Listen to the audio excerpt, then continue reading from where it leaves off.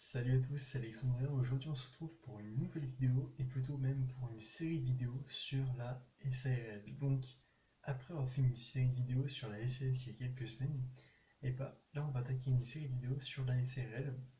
Et donc dans cette première vidéo on va voir les avantages et les inconvénients de la SARL. Alors on va tout d'abord commencer par les avantages et l'avantage numéro 1 c'est qu'une SARL c'est très facile à créer. Pourquoi? Parce que tout simplement, la SARL, contrairement à la SAS, c'est une structure qui est très réglementée par la loi. Et donc, en fait, ça veut dire que pour rédiger ces statuts, c'est très très simple, étant donné que, vu que les statuts sont réglementés, bah, il y a peu de liberté statutaire, donc il y a juste à remplir souvent des modèles de statuts, et c'est bon, vous pouvez créer votre SARL.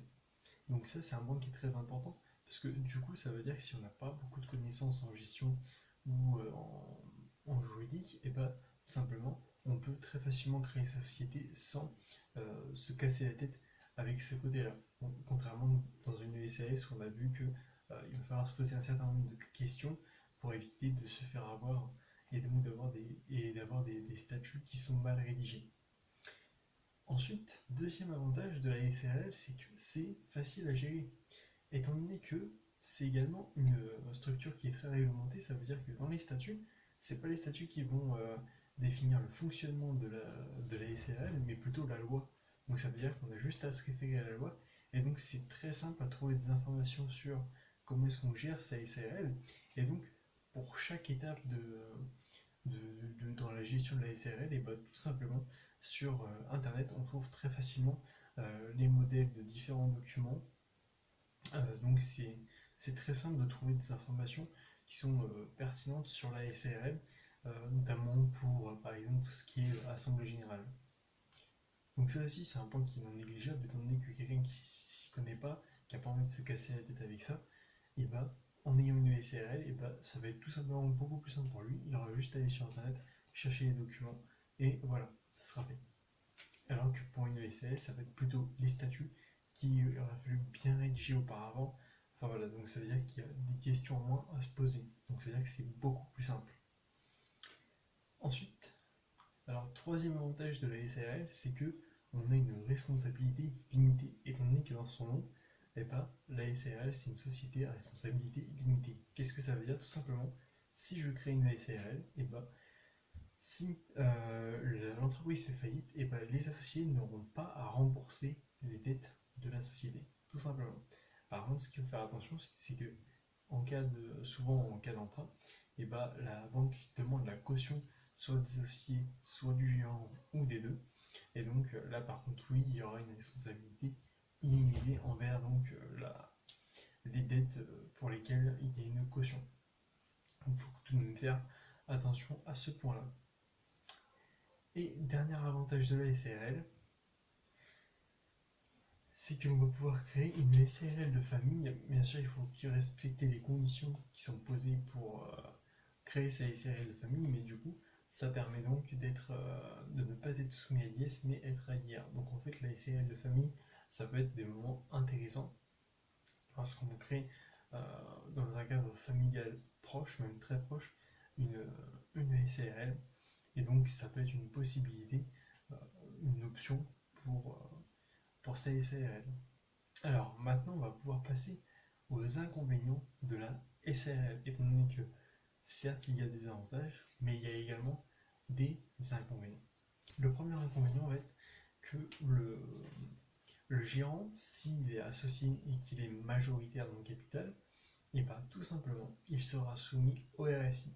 Et donc, le RSI, c'est comme je l'avais expliqué dans les avantages et inconvénients de la SAS, et ben même s'il n'y a pas de résultat, même s'il n'y a pas de bénéfice, même si le gérant ne se rémunère pas, il y a tout de même une cotisation minimum au RSI, alors que si vous êtes assimilé au régime des salariés, tout simplement, le temps que le gérant n'est pas rémunéré via un salaire, et bah, tout simplement, mais une rémunération du dirigeant, et bah, tout simplement, il n'y aura pas de cotisation sociale. Donc ça veut dire que ce sera un certain coût euh, au début, tout du moins, le temps qu'il n'est pas rémunéré le gérant, et bah, ce coût-là sera supérieur à ce qu'il aurait été si le gérant aurait été assigné salarié. Alors à savoir que par contre le gérant minoritaire, lui, n'est pas au RSI mais est assigné salarié. Donc ça c'est également un point à prendre en compte, le régime social du gérant, étant donné que s'il est majoritaire, bah, tout simplement, il y aura le RSI et donc c'est tout de même un inconvénient étant donné que ça fait des charges dès le début de l'activité, alors que le gérant ne va pas forcément se rémunérer tout simplement. Le deuxième inconvénient de la SARL, c'est que c'est une structure qui est réglementée. Mais qui dit structure réglementée dit structure peu flexible comparée à la SAS. Ça veut dire qu'il y a des procédures à suivre. Et ces procédures-là, eh ben, on ne peut pas y déroger étant donné que c'est la loi. Alors que dans la SAS, vu que c'est des statuts qui régissent le fonctionnement de la société, ça veut dire qu'ils peuvent prévoir des règles souples, même voire très souples, ce qui va permettre une meilleure réactivité de la société. Contrairement à la SARL où il va falloir suivre chaque procédure et chaque formalité, alors que dans les SAS, si on a des structures, des statuts qui ont prévu un fonctionnement très très souple, et bien tout simplement, on va prendre peut-être la décision en une semaine, même pas, alors que la SARL, ça peut durer 2-3 semaines. Donc, ça veut dire que si vous avez plus de formalités, ça veut dire que vous passez plus de temps, vous perdez plus de temps dans les procédures administratives, et pendant ce temps-là, bah, le business, il tourne pas tout simplement.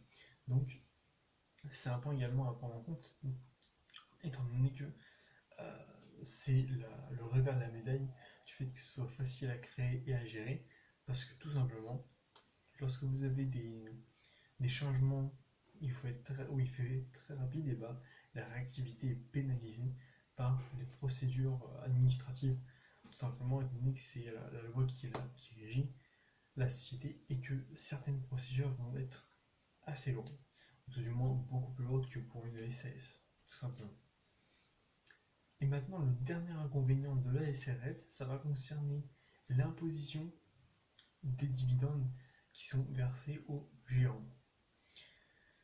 Alors, ce qu'il faut savoir, c'est que les dividendes, lorsqu'on verse des dividendes d'une société à l'IS, soumise à l'IS, et bien les associés vont payer 30% d'imposition sur ce dividende.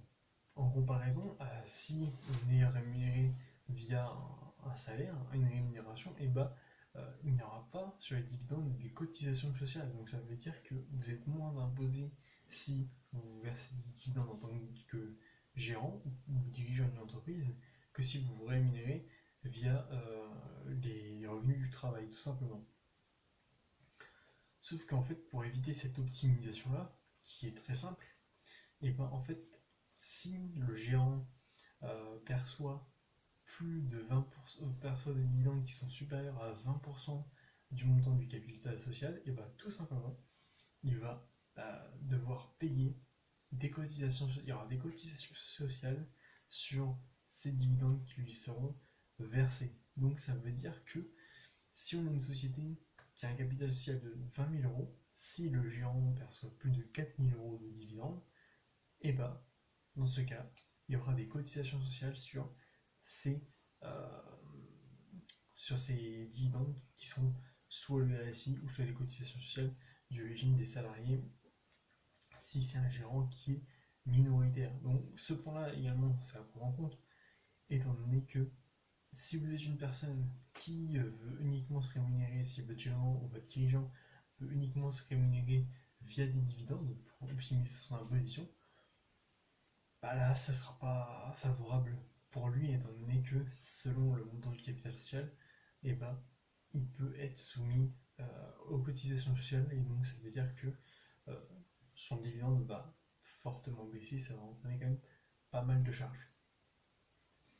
Donc c'est tout pour cette première vidéo sur la SARL. Donc j'espère que ça vous a plu, j'espère que vous avez appris des choses. Si vous aimez ce contenu, je vous invite à vous abonner et à activer les notifications pour ne pas louper les prochaines vidéos de la série. Si vous êtes intéressé par tout ce qui est structure juridique, si vous voulez en savoir plus sur tout ce qui est structure juridique, je vous invite à cliquer sur le lien qui est dans la description, où vous allez être redirigé vers mon site internet, où vous allez pouvoir entrer votre email, et moi je vous offre un document PDF où j'ai inscrit, où j'ai comparé les différentes caractéristiques d'un certain nombre de formes juridiques. Donc, on se retrouve de l'autre côté. Salut!